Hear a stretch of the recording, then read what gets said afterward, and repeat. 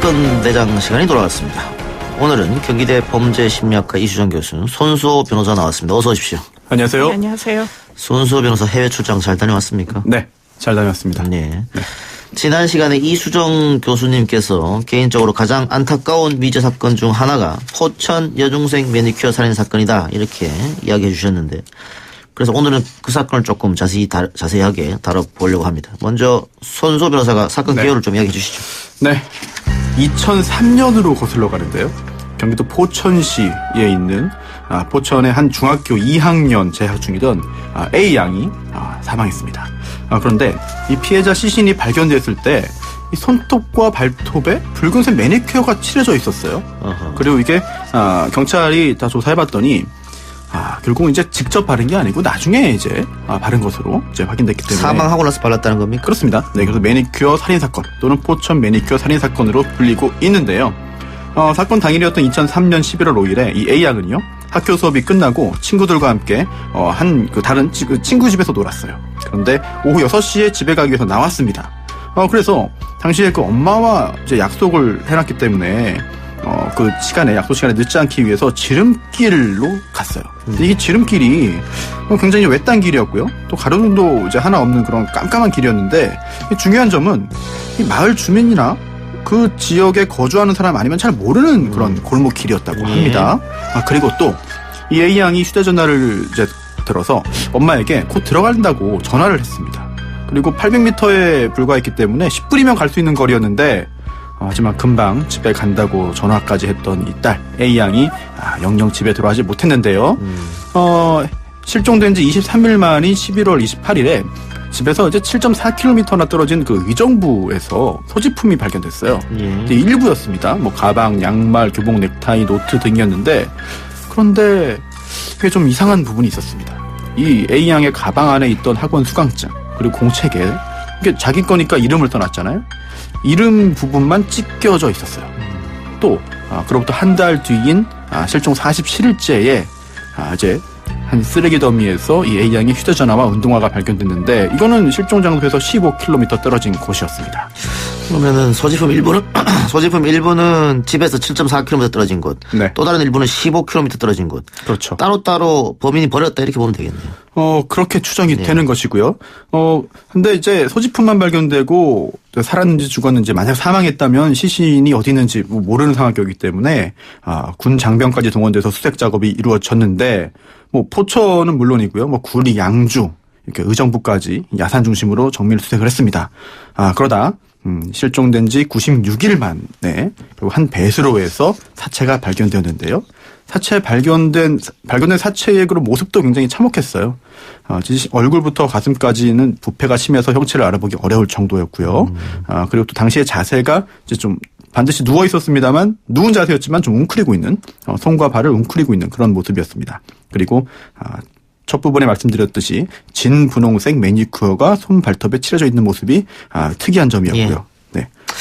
결국은 장기 미제 사건이 됐는데요. 네. 2003년 사건이잖아요. 그렇죠. 공소시효 문제는 어떻게 되나요? 이게 공소시효는 완성되지 않았습니다. 다행이죠. 왜냐하면 이제 태완이법으로 많이들 알고 계시는데요. 당시 형사소송법이 개정되면서 그 개정돼서 이제 실행될 당시 기준으로 공소시효가 완성되지 않은 범죄 중에서 이제 사형에 처할 수 있는 살인 범죄의 경우에는 공소시효가 적용되지 않도록 됐거든요. 그리고 다행스럽게도 이 사건의 경우에 그 당시에 공소시효가 완성되지 않은 상태였습니다. 그러면 지금이라도 범인을 잡는다면은 처벌할 수 있네요. 그렇습니다. 그런 상황이고 실제로 경찰도 지금 계속해서 이 사건을 추적하고 있는 중이죠. 그래요. 자, 그럼 하나하나 좀 살펴볼 텐데, 교수님, 이 사건도 경찰 초동 수사에 문제가 있었다고요?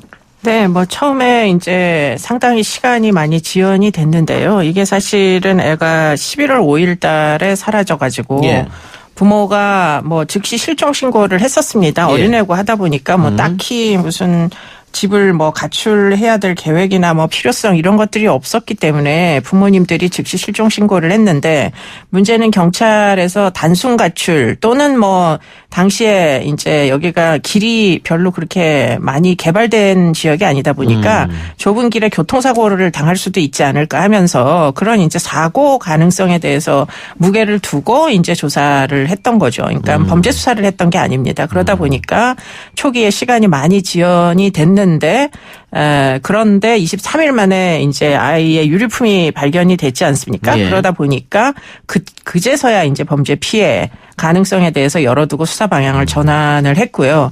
그리고는 이제 그런 와중에도 시신을 발견을 못 해가지고 또 시간이 굉장히 많이 지연이 됐는데 2월 달에 이제 시신이 발견이 되면서 뭐 그 주변에 있던 무슨 여러 가지 물품들 특히 이제 범인을 특정할 수 있는 물품들을 추적하기 시작했는데 뭐 당시에 주변에서 콘돔 한 개와 정액이 묻은 휴지 같은 것들이 시신 주변에서 발견이 됐었다고 해요. 예. 그런데 이제 실종된 지는 이 시신이 발견된 시점이 워낙에 뭐 3개월 정도나 소요된 그런 시점이다 보니까 지금 이렇게 뭐 정액이 나온 휴지나 콘돔이 지금 이 사건과 직접적인 연관성은 없는 것으로 그렇게 이제 확인이 됐었죠. 예. 네.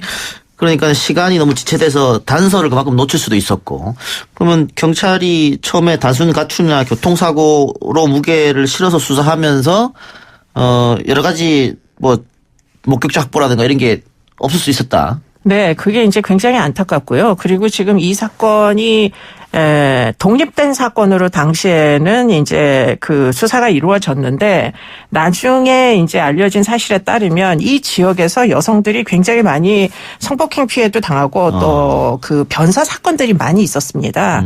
그러다 보니까 이게 지금 2003년도 11월 5일 날 실종이 됐잖아요. 예. 그런데 바로 몇 달 전 8월 달에 지금 경기도 포천시 어떤 저수지에서 20대 여성으로 추정되는 여성 변사체가 또 발견이 된 적도 있었어요.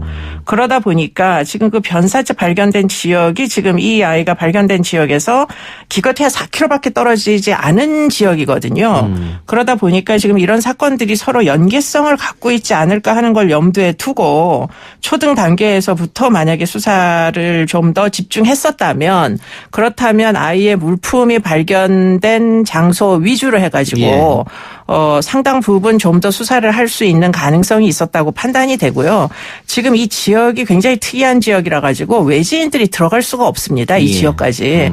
그러다 보니까 지금 그 저수지 뭐 변사 사건하고 연계를 두면 이게 좀 더 구체적으로 좀 범인의 윤곽이 드러나지 않았을까 이런 아쉬움이 존재하는 거죠. 예. 지리적 특성을 잘 아는 사람일 수도 있겠다. 그렇습니다. 그런데 여기가 시골이고 또 2003년도고 하다 보니까 CCTV나 이런 것도 없고 목격자도 없어가지고 수사할 때 상당히 애를 먹었다고 하는데 그 매니큐어는 사망하고 나서 칠해졌다고 지금 나와 있잖아요. 네, 그렇습니다. 왜 그런 행동을 했을까요? 범인의 이런 행동은 어떻게 봐야 됩니까? 그러니까 매니큐어를 칠한 방식이 굉장히 조악하다. 만약에 뭐 아무리 중학생이라도 여성이 자기 손에 직접 손톱에다가 매니큐어를 칠할 정도면은 이렇게 지금 굉장히 조악하게 어떤 손톱에는 절반만 칠해져 있고 어떤 곳은 이제 살 위에까지 칠해져 있고 이런 방식으로는 칠하지 않을 것이다. 이렇게 이제 판단을 하면서 이게 아마도 사망 이후에 범인에 의해서 칠해진 거 아니냐 이렇게 이제 추정이 되고 있고요. 만약에 그게 사실이라면 이 범인은 상당 부분 이제 뭐 정상적인 성의식에서는 상당히 벗어난 사람일 가능성이 높고 또 특히 이제 뭐 물품 여성들이 사용하는 물품에 대한 음란증 같은 게 있는 거 아니냐 이런 의심을 하게 됩니다. 왜냐하면 지금 이 발견된 물품들이 있었어요. 예. 가방이랑 양말, 교복, 넥타이 이런 것들이 있는데 지금 여학생의 속옷이 발견이 안 됐습니다. 끝까지. 네. 그러다 보니까 지금 이 속옷의 행방도 묘연하고 거기다가 이제 매니큐어 여성 물품에 대한 뭐 사용 여부가 상당 부분 이제 좀 특이하다 이렇게 이제 볼 수밖에 없기 때문에 소위 뭐 성도착, 물품 음란 이런 쪽으로 우리가 성향이 있는 사람이다라고 이제 가정을 할 수 있지 않을까 이런 생각이 드는데 문제는 성적인 도착이 심한 사람들은 사건이 그냥 우발적으로 1회 일어나는 법은 없습니다. 그렇기 때문에 그 전후에 있었던 여성을 대상으로 한 다양한 이제 그 뭐 변사 사건이나 또는 미수 사건들이 있거든요. 예. 지금 그 다음에 2004년도에 9월 달에도 성폭력 미수 사건이 하나 있었습니다. 그렇기 때문에 이런 이제 미수 사건의 피해 피해자 이런 사람들을 통해 가지고 연계성을 가지고 만약에 이 사람을 이제 좀 더 자세히 뭐 용의자를 특정을 할 수가 있지 않았을까 하는 아쉬움이 여전히 존재하는 거죠. 자, 그럼 매니큐어를 칠한 행동이라든가 또 이 여학생의 속옷이나 스타킹이 없어진 점, 아직까지 발견되지 않은 점 이런 걸로 봤을 때는 뭐 변태 성욕자 이런 가능성도 있다고 보여지는데, 그런데 성폭행 흔적은 사체에 없었다고요? 그렇습니다. 부패 정도가 상당히 심했지만 그건 상반신이었고요. 하반신 부분은 또 상당 부분 이제 부검이 진행했는데, 하지만 안타깝게도 부검을 했지만 사인을 밝혀내지 못했어요. 그리고 당시에 부검 결과 목졸림 흔적이나 뭐 결박의 흔적도 발견하지 못했다고 합니다. 또한 강간의 흔적 역시 없었는데요. 만약 강간의 흔적이 있었다면은 DNA를 채취해서 추후에 이제 다른 범행으로 이제 체포되거나 이제 형사처벌 받을 때 대조하면서 범인을 잡을 수가 있는데, 그런 것조차 지금 현재 가능하지 않은 안타까운 상황입니다. 그 변태 성욕자로 보이는데 성폭행은 하지 않았다 이런 경우가 자주 있습니까? 그러니까 이제 꼭 전통적인 방식으로 성폭행을 하지 않는 성범죄자들도 꽤 많이 있습니다. 그렇기 때문에 이제 성도착이 되는 연유가 정상적으로 성적인 관계를 통해 가지고 만족을 얻을 수 있으면 도착으로 진행이 잘 안 되거든요. 예. 그러니까 아마도 그런 종류의 이제 뭐 어떻게 보면 장애적 요소 뭐 취약성 같은 게 있어 가지고, 그래서 뭐 이 일상적으로는 만족할 수 없는 방식의 뭐 일탈적인 사고, 뭐 욕망의 그 뭐 욕구 불만 이런 것들이 도착으로 진행되는 수가 있어가지고, 지금 만약에 그렇다면 경찰이 기대한 대로 뭐 정상적인 이제 어떤 성적인 흔적 이런 것들을 발견하기는 어려웠을 가능성이 매우 높거든요. 그렇기 때문에 뭐 유사강간 행위나 뭐 여러 가지 행위를 염두에 두고 이것을 이제 앞뒤 성범죄 사건을 전부 다 연계를 가지고 수사를 했었더라면 좋았을 텐데, 이렇게 이제 생각이 되고, 또 한 가지 이제 그 시신에서 직접적으로 뭐 성범죄에 대한 증거가 나타나지 않은 이유를 한번 생각을 해보면은 지금 실종이 11월 5일 날 실종이 잖아요. 그리고는 지금 결국 물품이 발견된 것은 그로부터 23일 후고, 그리고는 시신이 발견된 거는 그 다음 해 2월에 발견이 됐습니다.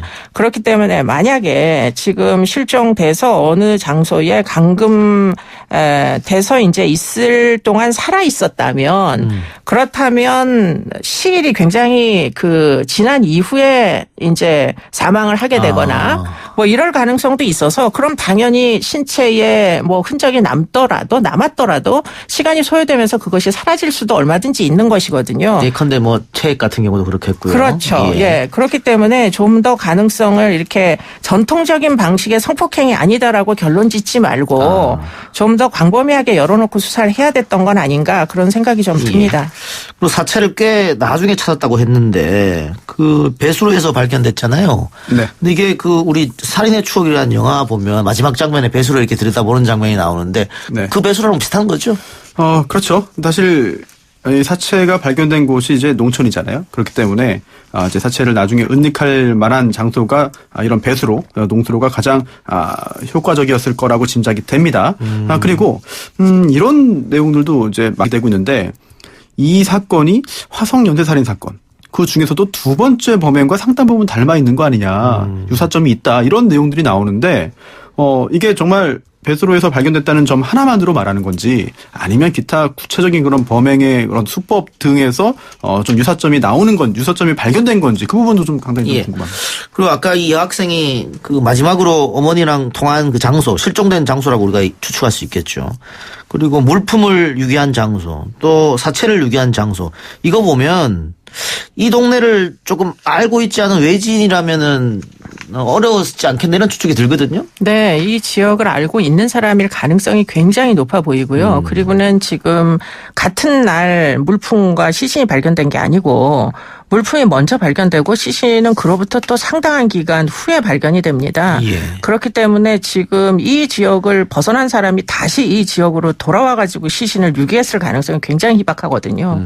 그러니까 아마도 제3의 장소, 비밀의 장소가 있지 않았을까, 뭐 이런 생각들도 사실 하게 되고요.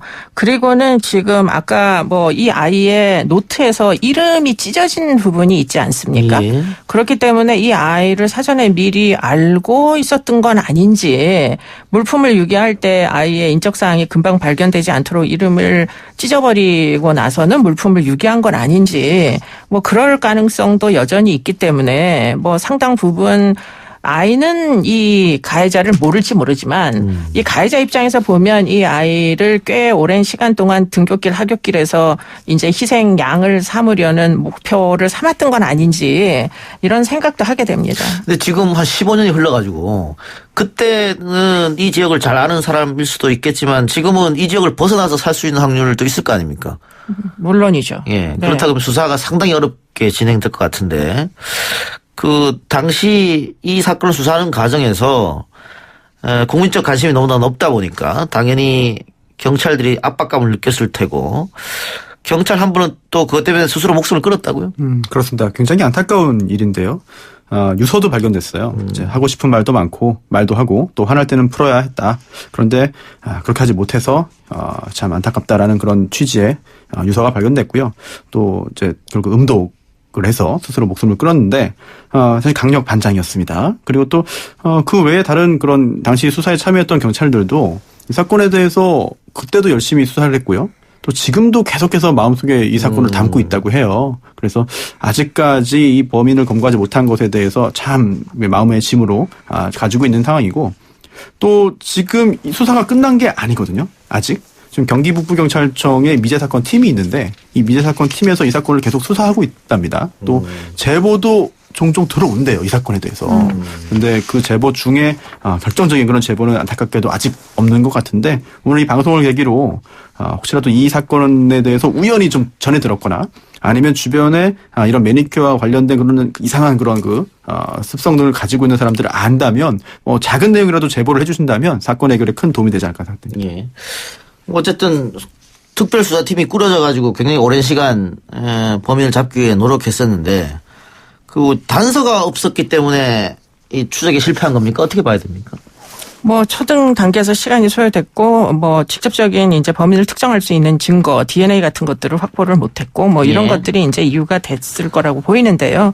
그럼에도 불구하고 지금 이제 이 당시에 2004년도, 2003년도 이 정도의 핸드폰을 배터리를 분리를 해야 된다라는 생각을 할 만한 사람, 왜냐하면 핸드폰이 나중에 휴대폰이 발견이 됐는데 배터리가 분리돼 있었거든요. 예. 그런 종류의 사고를 할 수 있는 사람은 꽤 나름의 이제 어떤 상당한 수준의 지금 그 전자기기에 대한 이해도가 있는 사람으로 보이고요. 그런 것들을 볼 때 지금 미수 사건도 또 하나 있거든요. 예. 그러니까 생존한 이제 미수 사건의 피해자도 있고 뭐 그렇기 때문에 완전히 지금 이런 사건들을 그냥 뚜껑을 덮을 시점은 아니지 않을까. 그런 생각은 해봅니다. 예. 경찰이 상당히 다양한 수사를 실제로 진행을 했고, 이 정도면은 잡을 수 있지 않을까라는 그런 희망을 가졌을 수도 있어요. 왜냐하면 일단 가장 유력한 그런 단서 중에 하나가 매니큐어잖아요. 예. 그래서 당시 각 그 매니큐어 회사의 그 제조사의 그 성분을 이제 의뢰를 해서 그걸 입수를 하고 빨간 매니큐어를 사간 그런 30대 남성을 추적하기도 했는데 범죄 혐의점을 찾을 수는 없었고요. 또 시신을 이제 그 유기하고 또 가린 게 TV 포장 박스, 종이 박스였습니다. 예. 그래서 그러면 그 박스를 좀 찾아봤어요. 추적해 봤더니 남양주에 있는 한 전자제품 대리점에서 발송된 물건을 포장한 그런 이제 박스였다고 하는데요. 경찰이 이제 그걸 통해서 여러 가지 그런 그 추적 작업을 했지만 사실 거기에서도 어떤 혐의점을 찾아내지는 못했고 또 현장에서 발견된 그런 농기구도 추적해서 주인을 찾았는데 거기서도 또 몇 달 전에 주인이 잃어버린 물건이라고 확인됐기 때문에 경찰이 현장에서 여러 가지 노력을 했지만 안타깝게도 결정적인 그런 단서를 찾지 못한 그런 사건이죠. 예. 그 TV 포장 박스로 사체를 덮었다. 그 사체는 옷을 다 벗기고 유기를 한 거잖아요. 네. 그런데 TV 포장 박스로 사체 일부를 덮은 그 심리는 어디 있습니까? 무엇 때문에 그런 일을 하는 거죠? 뭐 아마도 눈에 띄지 말아라. 이게 이제 제일 큰 이유였을 거라고 보여요. 그렇기 때문에 지금 그 상자가 사실은 그 지역에서 쉽게 발견될 수 있는 지역은 위치는 아니거든요. 그러니까 그 상자는 나름대로 큰 의미가 있을 거라고 보이고요. 그러나 매니큐어 같은 경우에 뭐 직접 사가지 않았을 수도 있습니다. 이런 것들은. 그렇기 때문에 뭐 주변에 있는 여성의 것을 활용했을 수도 있기 때문에 좀 더 포괄적으로 범위를 넓혀놓고 조사를 할 수도 있지 않을까 그런 생각도 해볼 수가 있을 것 같고요. 제일 중요한 건 이게 지금 연계성이 있다고 보이거든요. 지금 이런 종류의 그 현장을 만들어 놓는 사람이 그냥 단순히 일회성으로 끝날 리가 없어요. 일반적으로는. 그렇기 때문에 이게 지금 거의 미궁에 빠졌기 때문에 아마 이 당시에 어떤 뭐 자극적인 그런 느낌 같은 걸 포기하지 못한 채 그 다음에 이제 사건으로 이어졌을 가능성이 있어서 그 이후에 일어난 이 지역에서의 미수 사건 이런 것들 굉장히 큰 의미가 있습니다. 그런 걸 같이 봐야 된다. 그렇습니다. 예. 보니까 지금 뭐 비슷한 시기에 20대 여성 성폭행 미수 사건도 있었고 20대 여성 변사체 사건, 보험 설계자 실종 사건 여러 가지가 있었네요. 네, 함께 그렇습니다. 봐야 된다는 말씀 같고 네.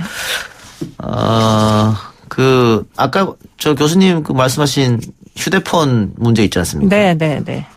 휴대폰 전원 켤 때 끌 때 다르기 때문에 아마 이 여중생이 통화를 하는 도중에 이제 실종됐을 것 같은데 당시에는 뭐 휴대폰이 그렇게 다 보급되지 않은 상태여서 이 전자기계 전문가라고 지금 보여준다고 말씀하셨잖아요. 뭐 전문가까지는 아니지만 이해도는 있는 사람. 이해도는 있는 사람. 예. 그러면 이 근처에 뭐 공장지대라든가 이런 쪽도 한번 탐문해봤으면 어땠을까 생각도 드네요. 경찰이 뭐 대대적인 수사를 다 벌이긴 했는데 안타깝게도 결정적인 단서가 나오지 않은 상황이고 그 후에도 지금까지도 계속 추적을 할 정도이기 때문에 경찰 입장에서도 뭐 잊지 않고 있다 이런 이야기를 꼭 해달라는 그런 보도들이 많이 나오고 있습니다. 네. 사건 기록은 다 가지고 있겠습니다만은 시간이 너무 흘렀다는 게 좀 안타까운데 그 학원 수강증과 공책에서 이런 부분이 찢어졌잖아요. 찢어져 있었죠. 그 찢어진 거는 뭐 자연적으로 찢어진 게 아니고 인력으로 찢어졌다고 지금 경찰이 파악하고 있는 것 같은데 그 전혀 모르는 사람이 했다면은 구태여 그 이름을 찢을 필요가 있었을까라는 생각이 들거든요.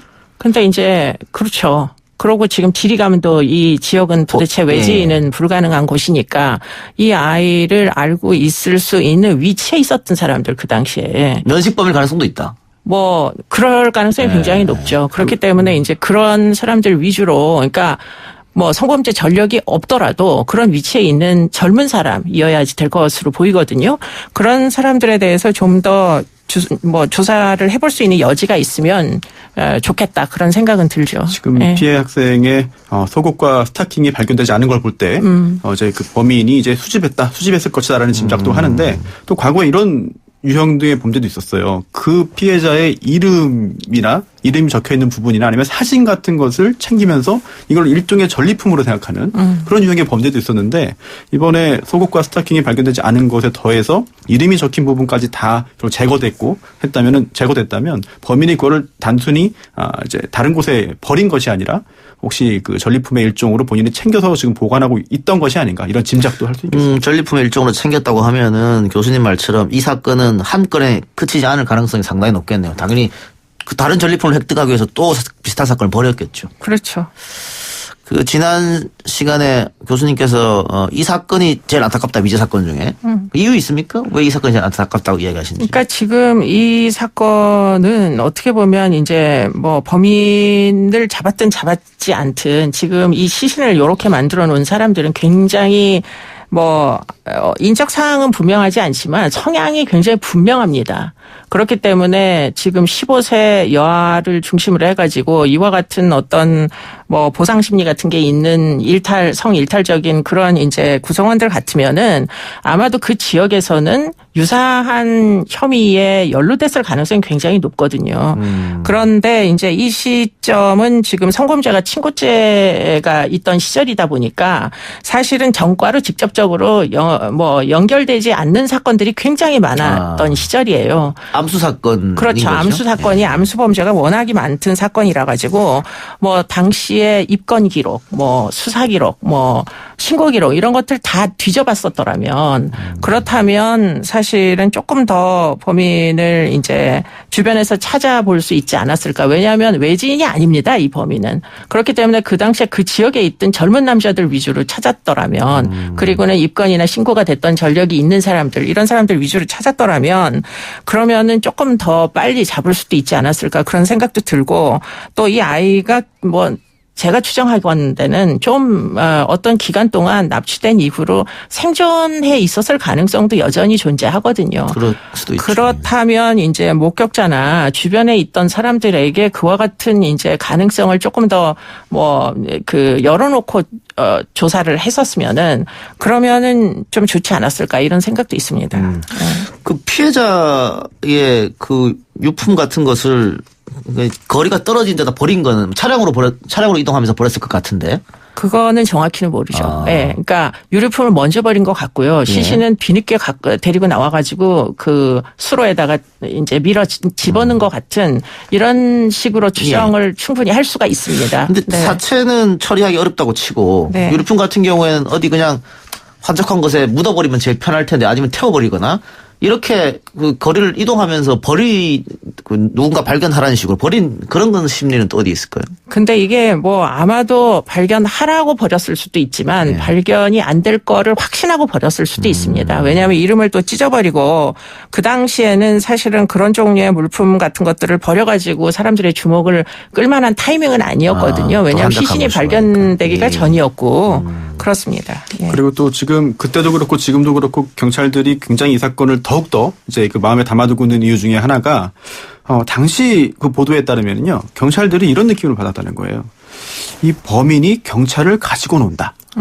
그러니까 조금 전에 그 이동영 앵커의 그 이야기대로 하나하나 단서를 던져주면서 오히려 뭔가 경찰을 농락하는 듯한 이런 느낌을 경찰이 느꼈다는 건데 물론 그게 사건 해결에 대한 압박감 때문에 과도하게 느꼈을 수도 있고 아니면 실제로 범인이 그런 행동을 했을 수도 있죠. 뭐 정확히 지금 와서 뭐 판단하기는 쉽지는 않은데 하지만 당시 수사 경찰이 직접 그런 느낌을 느꼈다면 그런 느낌을 가졌다면 그 부분도 쉽게 넘길 일은 아닌 것 같아요. 아니 그러면 그 매니큐어 칠한 것도 수사에 혼선을 주기 위해서 했을 가능성도 있겠네요. 당시 수사 경찰도 그런 말을 했습니다. 이게 정말 성도착증을 가진 범인인지 아니면 수사에 혼선을 주기 위해서 마치 그런 것처럼 이제 그 행위를 한 정말 고도의 지능범인지 잘 모르겠다. 이런 만약에 그런 이제 상황이라면 지금 그 범인이 버린 증거물 중에 학원 수강증이라는 거 굉장히 큰 의미가 있다고 보여요. 공책에서 이름은 찢어놓고 학원 수강증은 왜 같이 버리죠? 학원이라는 것이 연결이 돼 있다는 걸 알면 이 아이의 인적사항 금방 드러날 텐데 그래서 그런 부분에 좀 더 주목을 해야 될 것 같습니다. 알겠습니다. 어쨌든 지금도 범인을 잡는다면 처벌이 가능하다고 하니까 그 소수 변호사 말처럼 청취자들의 적극적 제보가 필요할 것 같습니다. 두 분 말씀 오늘 여기까지 듣겠습니다. 수고하셨습니다. 고맙습니다. 감사합니다.